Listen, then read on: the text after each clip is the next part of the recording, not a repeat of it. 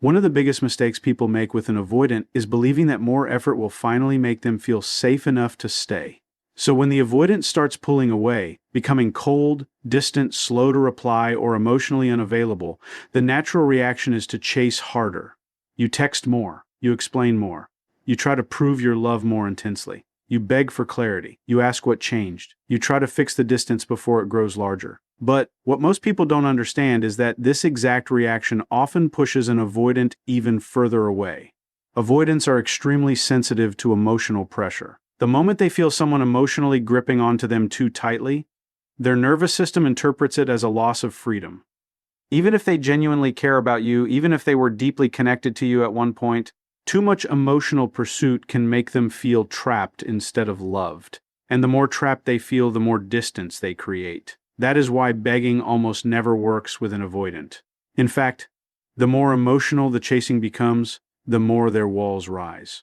They stop responding with warmth because internally they are trying to escape Sure, not create deeper intimacy. Most people think the avoidant is heartless during this phase, but what is actually happening is psychological defense. They are trying to regulate discomfort by creating emotional space, and this is where many people lose themselves completely. They start over-explaining their feelings. They send long emotional paragraphs hoping the avoidant will suddenly understand their pain. They constantly check their phone waiting for replies. Their mood becomes controlled by whether the avoidant gives attention or withdraws it. Slowly, their entire emotional state starts revolving around someone who is emotionally retreating. The avoidant can feel that energy immediately. Even if you never say the words out loud, desperation has a psychological weight to it. It creates tension in every interaction. The avoidant starts feeling responsible for your emotional stability, and that pressure makes them want to escape even faster. What you believe is love starts feeling heavy to them because it no longer feels free. It feels emotionally demanding. This is why chasing creates the opposite result. The more you try to pull them closer, the more they pull away. The more you demand reassurance, the more emotionally unavailable they become. The more emotional urgency you create, the more silence you receive in return, and most people misunderstand this silence. They think, if I just explain myself better, maybe they'll finally understand. But avoidants usually do not reconnect through pressure. They reconnect through emotional safety, and pressure destroys that safety almost instantly. An avoidant often needs space to process emotions privately. They do not process feelings the same way emotionally expressive people do. While anxious individuals move toward connection during stress, avoidants often move away from connection during stress. So when conflict, emotional intensity, or relationship pressure rises, their instinct is distance. That doesn't mean you are unlovable. It doesn't mean your feelings are wrong. And it doesn't mean the connection was fake. But it does mean that chasing them in panic usually deepens the disconnect. Some people spend months trying to force an avoidant to communicate the way they want. They keep demanding emotional vulnerability from someone whose deepest instinct is self-protection. And eventually, the relationship becomes a cycle of pursuit and withdrawal. One person is desperately trying to hold the connection together while the other is constantly trying to breathe. The painful truth is this. When you chase an avoidant, you often abandon yourself in the process. You stop protecting your own peace. You stop listening to your own emotional exhaustion. You become hyper-focused on fixing someone else's distance while ignoring the damage being done to your own self-worth. And ironically, the moment you stop chasing is often the moment the entire dynamic begins to shift. Because when the pressure disappears, the avoidant finally has room to feel their own emotions without resistance. They are no longer reacting to emotional pursuit. They are left alone with the silence, the absence, and the realization that your energy is no longer constantly available to them. That is why emotional detachment is so powerful. Not fake detachment, not manipulation, not pretending not to care, but real emotional balance. The kind where you stop forcing connection and start reconnecting with yourself. Because the truth is, you cannot force an avoidant to choose closeness. You cannot beg someone into emotional readiness. And you cannot heal abandonment wounds by abandoning your own dignity in the process. The more calmly grounded you become, the more the unhealthy cycle starts losing power over you. And once you stop chasing, something surprising often happens. For the first time, the avoidant can actually feel your absence instead of just your pressure. Most people think power comes from getting a reaction. They think if they avoid the avoidant finally texts back quickly, finally opens up emotionally, finally shows jealousy, finally admits they miss you, then that means they have regained control of the situation. But real power is not emotional control over another person. Real power is emotional control over yourself. And the moment you stop reacting impulsively to an avoidance distance, something inside the dynamic begins to change. Avoidants are deeply observant when it comes to emotional energy. Even when they seem disconnected or emotionally unavailable, they notice shifts in behavior more than people realize. They notice when someone becomes emotionally dependent on them. They notice when every conversation carries hidden pressure. They notice when someone is eking constant reassurance beneath every interaction. And strangely enough, the more emotionally reactive someone becomes, the less emotionally safe the avoidant feels. This is why emotional detachment becomes so powerful. Not coldness, not playing games, not pretending you never cared, but calm emotional stability. The kind of energy that says, I value this connection, but I will not lose myself trying to hold on to it. That energy affects avoidance differently, because it removes the feeling of emotional captivity. Suddenly the relationship no longer feels like an emotional demand they have to escape from. Instead, it feels spacious, calm, and emotionally safe again. Most people never reach this point because they are too focused on controlling the avoidance behavior. They obsess over whether the avoidant is pulling away, whether they are online, whether they viewed the story, whether they still care, whether they will come back. Their mind becomes consumed with monitoring the avoidant instead of strengthening themselves. And the avoidant feels that emotional fixation. Even silence can feel emotionally loud when someone is internally desperate. But when you genuinely shift your focus back onto yourself, your energy changes naturally. Your conversations stop sounding emotionally heavy. Your presence becomes calmer. Your emotions stop depending on immediate validation. You stop trying to force certainty from someone who is emotionally conflicted themselves. And this creates something avoidants secretly crave: relief. Because avoidants often carry a deep fear of emotional engulfment. They fear being consumed by another person's expectations, emotions, or dependency. So when someone becomes emotionally grounded instead of emotionally demanding, the avoidance nervous system slowly relaxes. This is why silent confidence is far more powerful than emotional chasing. When you stop over-explaining yourself, you appear stronger. When you stop demanding reassurance, you appear more secure. When you stop panicking every time they create distance, you become emotionally unpredictable in a healthy way. And suddenly, the avoidant starts noticing the shift. Not because you manipulated them, but because your emotional energy no longer feels desperate. Confidence creates curiosity in avoidance because it removes pressure from the connection. The avoider NT no longer feels emotionally cornered.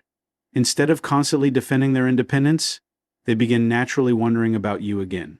They start noticing your absence differently because you are no longer emotionally reaching for them every second.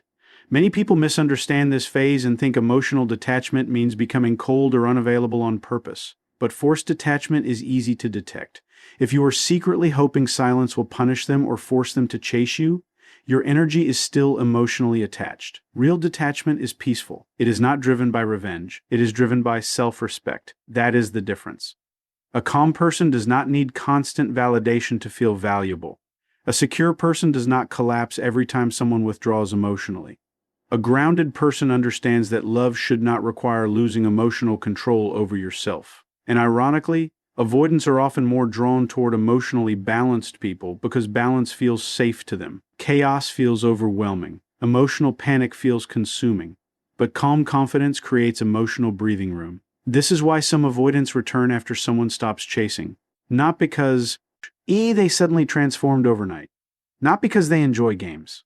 But because for the first time, the emotional pressure disappeared long enough for them to actually feel the connection underneath the anxiety. And this is the part most people never expect. When you stop making the avoidant the center of your emotional world, you begin seeing the relationship more clearly yourself. You stop romanticizing crumbs of affection. You stop measuring your worth through someone else's inconsistency. You stop confusing emotional intensity with genuine emotional health. Your mind becomes quieter. Your emotions become steadier. Your self-respect returns. And whether the avoidant comes closer again or not, you begin regaining something far more important than their attention: your own emotional stability. Because at the end of the day, confidence is not loud. It is not dramatic. It does not beg to be chosen. It does not collapse under uncertainty. Real confidence is calm. It is steady. It is emotionally disciplined. And avoidants notice that energy more than words will ever explain. The moment you stop reacting from fear and start moving from self-respect, the entire emotional dynamic begins shifting in ways most people never see coming. When people feel emotionally hurt by an avoidant, one of the first impulses they have is to block them everywhere. They want to cut off access instantly. They want the avoidant to feel the same pain, confusion, and abandonment they have been feeling for weeks or months. And in that emotional moment, blocking feels powerful. It feels like taking control back. It feels like finally saying, "You don't get access to me anymore."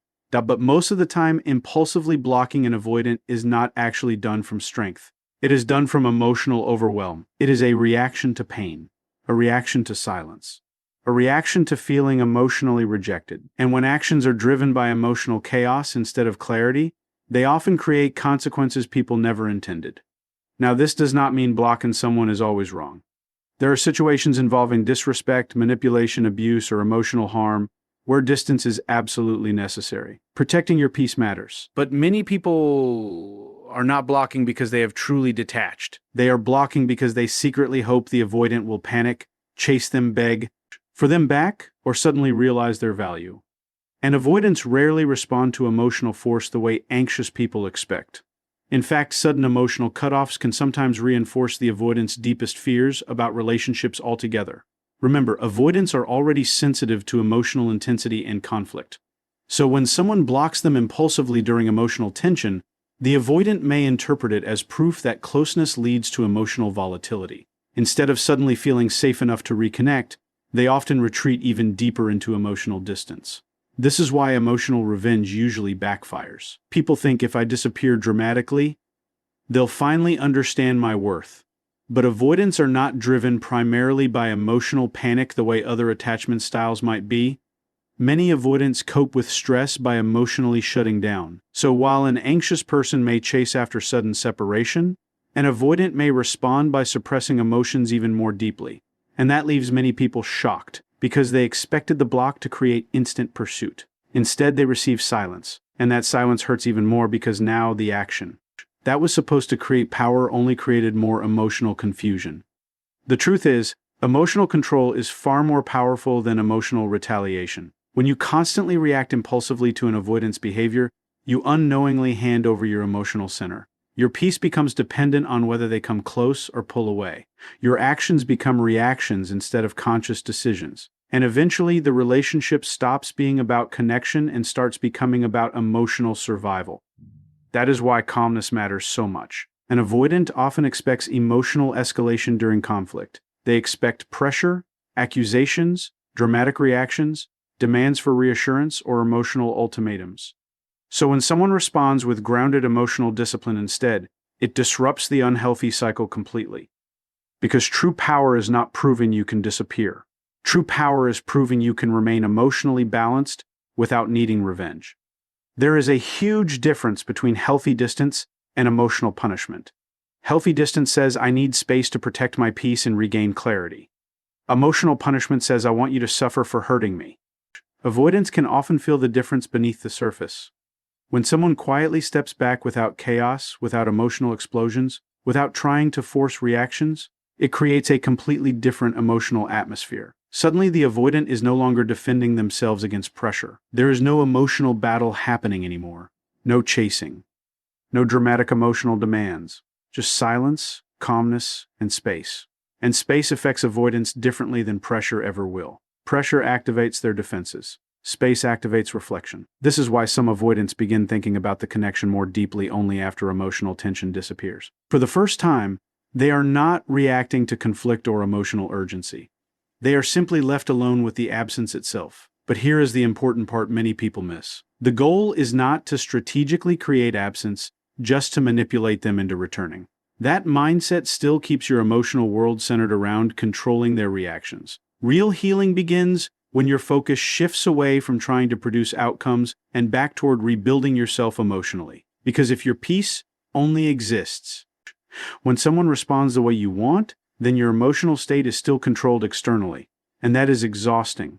You deserve relationships where you do not constantly feel the need to prove your worth through emotional reactions. You deserve connections where silence does not destroy your nervous system. You deserve love that does not require emotional performances just to feel seen. And once you truly understand this, something changes internally. You stop acting from panic. You stop trying to force emotional outcomes. You stop using blocking, silence, or distance as weapons. Instead, your energy becomes quieter, steadier, and far more powerful. Because the strongest response to an avoidant is not emotional revenge. It is emotional self-control. The kind where you no longer need to chase, beg, threaten, block impulsively, or prove anything at all. And ironically, that calm emotional strength is often the very thing avoidants end up noticing the most. One of the most important shifts you can make after an avoidant pulls away is learning to redirect your energy back toward your own life instead of constantly monitoring theirs. Because the truth is, many people, they slowly lose themselves inside these dynamics without even realizing it. Their routines disappear, their focus disappears, their emotional stability disappears. Every day becomes centered around one question. What is the avoidant thinking right now? And that question quietly consumes everything. You wake up checking your phone. You analyze delayed responses. You replay old conversations searching for hidden meanings. You watch their social media activity trying to decode emotional signals. You become emotionally trapped inside someone else's inconsistency. And while your attention remains locked onto them, your own life starts standing still. This is why shifting your attention back onto yourself is not just helpful, it is necessary. Because the moment you stop revolving your emotional world around the avoidant, your energy begins changing naturally. You stop operating from emotional scarcity. You stop treating their attention like oxygen. You stop viewing their validation as the thing that determines your worth. And that shift is powerful. Avoidants are often highly sensitive to emotional dependency. The more they feel someone's happiness depends entirely on them, the more pressure they experience internally. Even if they care deeply, emotional dependence can make them feel trapped rather than connected. But when someone has their own purpose, goals, routines, identity, and emotional center, the connection suddenly feels lighter, healthier, safer. This is why self-focus becomes magnetic. Not because you are pretending not to care, but because you are finally remembering that your life matters too. Start rebuilding the parts of yourself you neglected while chasing emotional certainty. Return to your routines. Take care of your body again. Reconnect with friends. Focus on work, business, creativity, learning, faith, fitness, peace, and personal growth. Create a life that does not emotionally collapse every time one person becomes distant. Because that stability changes you from the inside out. And people feel that energy immediately. There is something deeply attractive about a person who is emotionally grounded in their own life. Someone who enjoys connection but does not emotionally disintegrate without it. Someone who values love but still maintains their identity, discipline, and inner peace. Avoidants especially notice this shift because independence feels emotionally safe to them. When someone stops clinging emotionally and starts standing fully in their own life again, it removes the pressure that once surrounded the connection. And this is where many avoidants begin becoming curious again. Not because you chase them, not because you forced emotional conversations, but because your energy no longer feels emotionally consumed by them. People underestimate how much energy communicates without words. When your life revolves around someone, they feel the weight of that focus. But when your attention naturally expands back into your own growth, passions, and peace, your presence feels different, calmer, more secure, more attractive. And here is the deeper truth most people avoid hearing. Sometimes the relationship with the avoidant became unhealthy because you abandoned yourself trying to keep it alive. You ignored your own exhaustion. You tolerated emotional inconsistency that damaged your peace. You sacrificed your stability trying to maintain closeness. And slowly, the relationship became emotionally unbalanced. One person became the emotional center while the other kept creating distance. That imbalance eventually drains both people. This is why self-respect matters so much in avoidant dynamics. Not loud ego, not pride, not pretending you do not care, but quiet self-respect. The kind that says, I care about this connection, but I also care about myself. That energy changes everything. Because once you stop obsessing over controlling the avoidant, you start seeing the relationship with clearer eyes.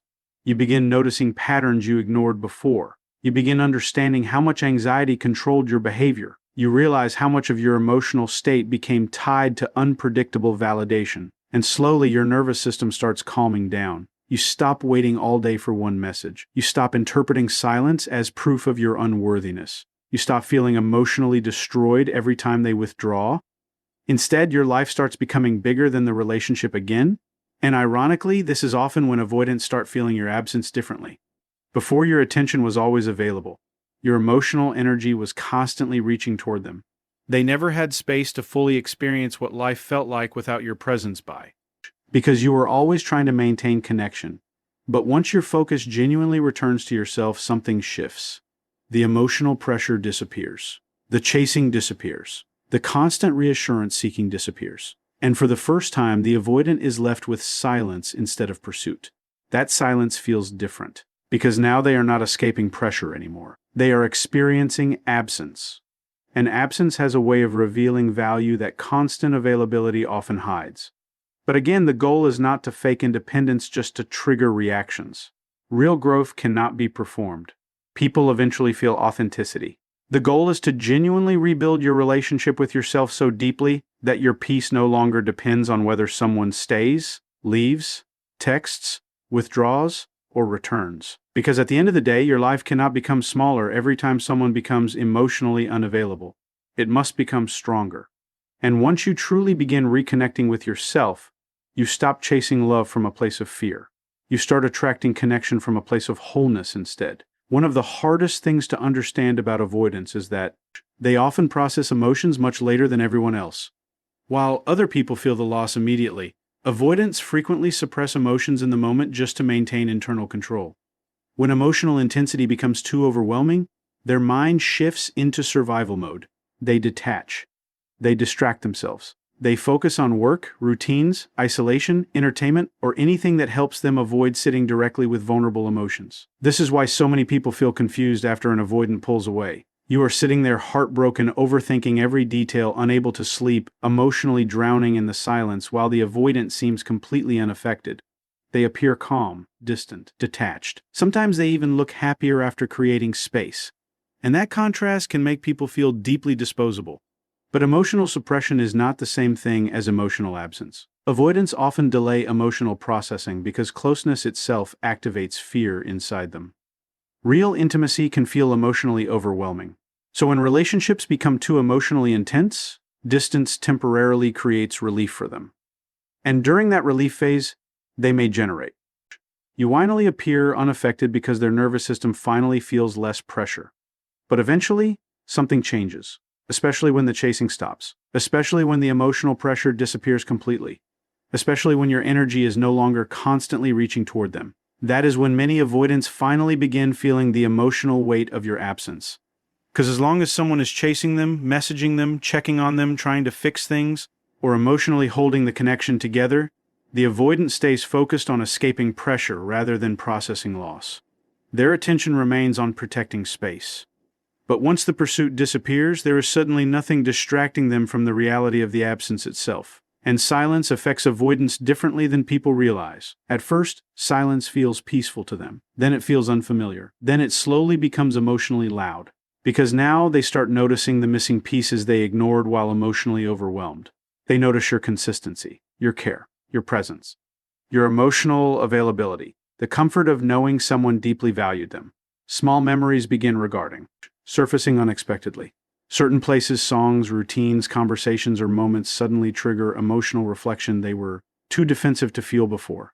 And this phase often happens long after people expect it. That is why so many avoidants return weeks or months later, seemingly out of nowhere. It confuses people because the timing feels strange. But emotionally, avoidants often move in delayed waves. They suppress first. They process later. The problem is that many people never allow this process to happen naturally because they keep interrupting the silence with emotional pursuit. Every time the avoidant starts feeling the absence slightly, another emotional message arrives. Another attempt to reconnect appears. Another demand for clarity pulls them back into defense mode. And once defense mode activates again, emotional processing shuts down. This is why emotional space matters so much. Not as manipulation, not as a strategy to win someone back, but because genuine silence allows truth to surface without pressure controlling the outcome. When an avoidant no longer feels emotionally cornered, they finally have room to ask themselves difficult questions internally. Why? What if I pushed away someone who truly cared about me? What if I misunderstood emotional closeness as danger? What if the calmness I'm feeling right now is actually loneliness? Those realizations usually do not happen during emotional chaos. They happen afterward, quietly, slowly, internally. And many avoidants never speak about this process openly because vulnerability itself feels uncomfortable for them. Some will reach out indirectly. Some will test the emotional waters carefully. Some will suddenly become curious about your life again. Others may simply observe from a distance before building the courage to reconnect. But here is the important truth you must understand. Their delayed realization should never become the center of your healing, because many people become emotionally trapped waiting for the avoidant to finally understand their value. They spend months hoping silence will eventually produce clarity. Their entire emotional future becomes tied to whether the avoidant returns emotionally awakened, and that mindset keeps you emotionally stuck. Yes, many avoidants eventually feel the loss deeply. Yes, many realize too late what they pushed away. Yes, absence often affects them more than pressure ever did. But your healing cannot depend on someone else's timeline of emotional maturity. You cannot pause your life waiting for delayed understanding. You cannot build peace around uncertainty.